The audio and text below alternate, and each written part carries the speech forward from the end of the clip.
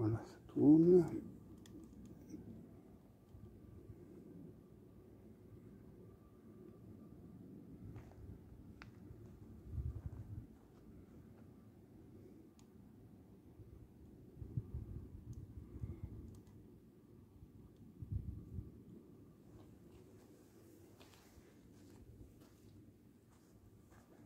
Oui, là on te voit. Bonjour, bonjour à tous et à toutes.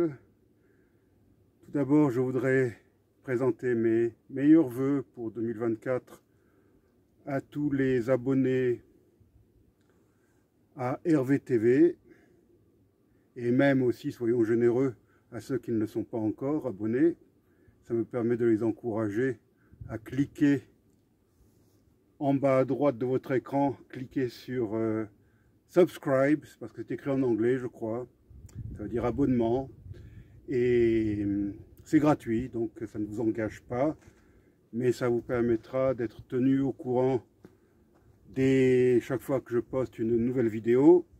Et surtout, pour moi, c'est important parce que plus il y a de gens qui s'abonnent, plus c'est comment dirais-je, la loi de ces choses en ligne là, plus j'ai d'abonnés, plus Hervé TV sera visible lorsqu'on va sur YouTube. Donc je vous serai très reconnaissant de vous abonner. J'ai actuellement 1150 abonnés. Je les remercie tous d'ailleurs de s'être abonnés, mais j'en aimerais davantage. Voilà. Et je sais que ces abonnés sont répartis sur tous les continents. J'en profite donc pour les saluer tous, où qu'ils soient, en Afrique, en Amérique, en Asie, et bien sûr en Europe et en particulier en Corse. Alors, je suis venu faire cette petite vidéo dans la montagne au-dessus de Bastia, qu'on appelle le Pigne. C'est une montagne qui culmine quasiment à quelques mètres près, à 1000 mètres au-dessus du niveau de la mer. Et vous voyez la mer, elle est juste en dessous. Donc vous voyez que ça monte très vite et très fort.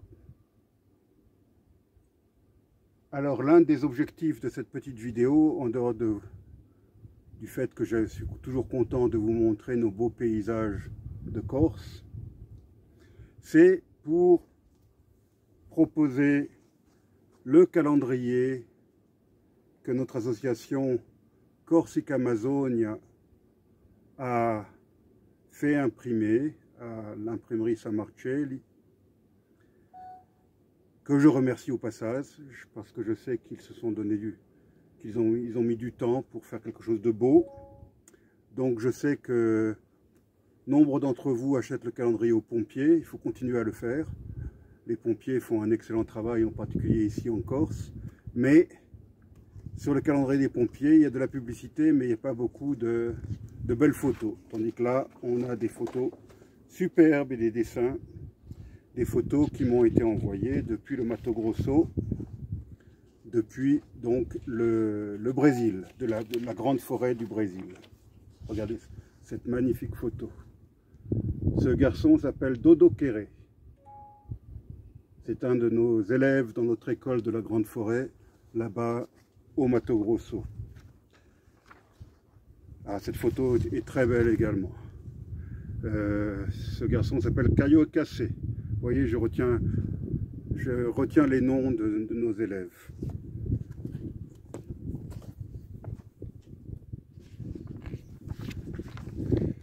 Et voilà Iola Laré, qui est la personne qui joue un rôle essentiel dans la réalisation de notre petit projet là-bas au village des Enawe, parce que c'est lui qui coordonne le projet et qui enseigne lui-même dans notre école là-bas. C'est un jeune homme Enawe, plein de ressources, un excellent photographe, un excellent vidéaste, certainement meilleur que moi, avec lequel je communique tous les jours grâce à WhatsApp. Je crois que s'il n'y avait pas eu WhatsApp, jamais je n'aurais pu lancer et poursuivre ce petit projet d'aide à l'école communautaire dans le village des Enaoné-Naoué.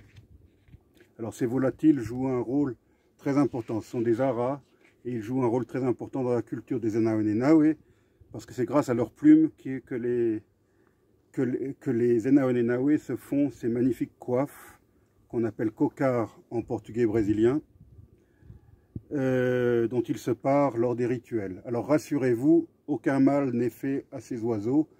Ils ne sont pas tués pour récupérer les plumes. Non, les Enaoné-Naoué ont un procédé dont ils gardent jalousement le secret pour changer, pour modifier la couleur des plumes de la queue de ces oiseaux.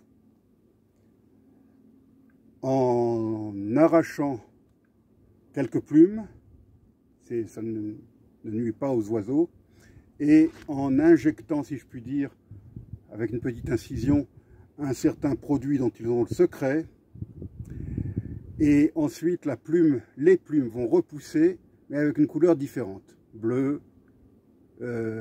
rouge ou autre. Et c'est comme cela qu'ils font, jaune, c'est comme cela qu'ils font ces magnifiques cocards. Alors vous voyez que la Corse est présente, les élèves sont fiers de leur t-shirt reçu de Corse.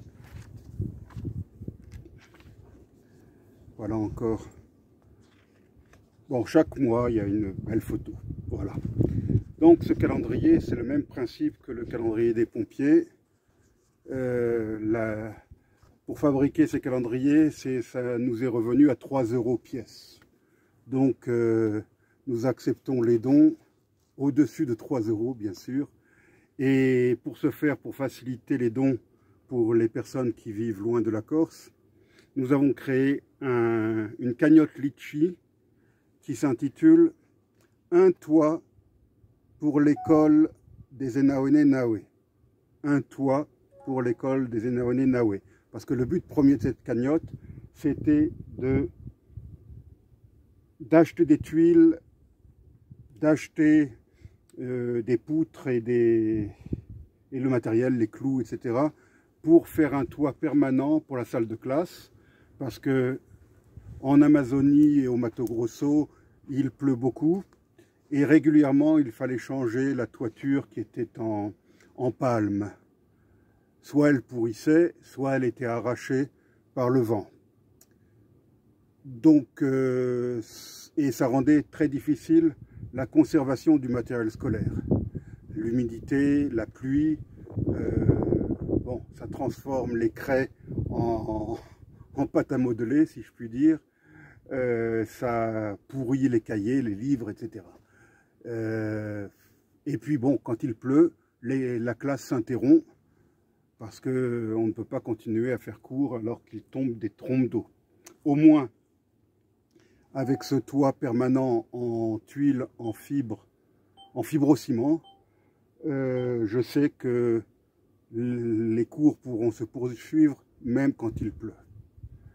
Donc voilà, n'hésitez pas, s'il vous plaît, à nous commander le calendrier. Je me ferai un plaisir de vous l'envoyer où que vous soyez dans le monde, là où il y a une poste, là où il y a un service postal, je peux vous envoyer le calendrier.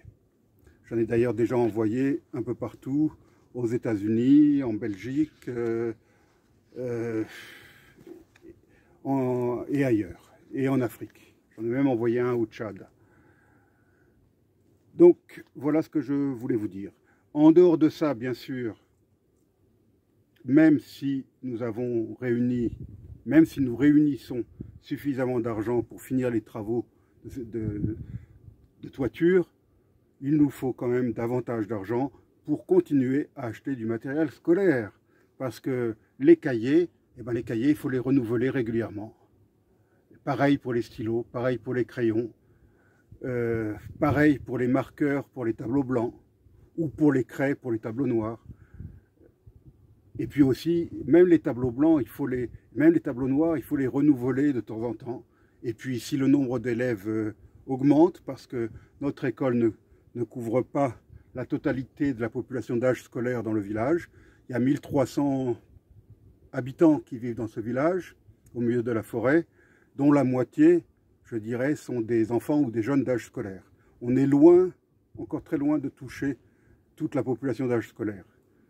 Donc c'est pour ça, il nous faut toujours davantage de cahiers, de stylos, de crayons, de règles, de gommes, de trousses, etc., etc., etc. L'an passé, nous avons même acheté des brosses à dents et du dentifrice parce que ces enfants ne connaissaient pas les brosses à dents et le dentifrice et beaucoup ont de très graves problèmes dentaires du fait de leur manque d'immunité, d'immunité naturelle. Parce qu'ils vivaient isolés du monde jusqu'en 1974 et depuis, les boissons sucrées américaines ont fait leur apparition, les bonbons et tout le reste ont fait également leur apparition au village et donc ça a provoqué des caries et d'après ce que m'ont expliqué des dentistes qui s'y connaissent mieux que moi, les populations qui vivaient coupées du monde n'ont pas une immunité naturelle. Donc ils sont beaucoup plus sensibles à la prolifération de caries. Beaucoup plus que les enfants occidentaux, je dirais, ou de populations qui sont en contact avec le monde. Ces Zenaonenawe n'avaient jamais rencontré de personnes, de Brésiliens non Zenaonenawe avant 1974. Bon, depuis, ils se sont ouverts au monde, ils ont même participé aux élections, lors des dernières élections qui ont vu la victoire du président Lula. Ça prouve à quel point ils sont maintenant intégrés. Ils sont heureux de soutenir la Seleção, l'équipe nationale du Brésil, lors des tournois internationaux. Ils m'ont même envoyé des dessins, les enfants qui représentent Neymar. Je ne sais pas comment les faire parvenir à Neymar, j'aurais voulu les lui envoyer. Mais bon, donc voilà, ils sont complètement ouverts au reste du monde. Je vous remercie pour votre attention, chers amis, et je vous renouvelle mes vœux pour 2024, et je vous dis à très bientôt. Bon, ça marche. Tu peux tenir ça?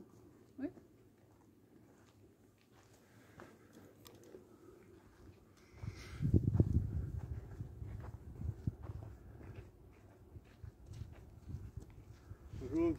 Bonjour messieurs. Voilà, je vous fais profiter de la vue.